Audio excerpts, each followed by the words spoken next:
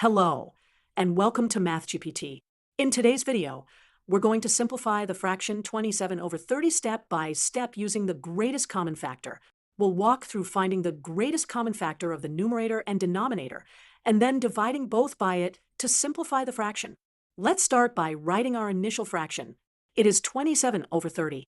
To simplify a fraction, we need to find the greatest common factor, or GCF, of the numerator and the denominator. The GCF is the largest number that divides both the numerator and the denominator evenly. Let's find the factors for both 27 and 30. The factors of 27 are 1, 3, 9, and 27.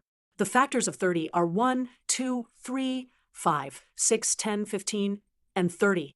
Next, let's find the common factors of 27 and 30. They are 1 and 3. The greatest common factor of 27 and 30 is 3. Now let's simplify the fraction by dividing both the numerator and the denominator by the greatest common factor, which is 3. We get 9 over 10. Therefore, the simplified form of 27 over 30 is 9 over 10.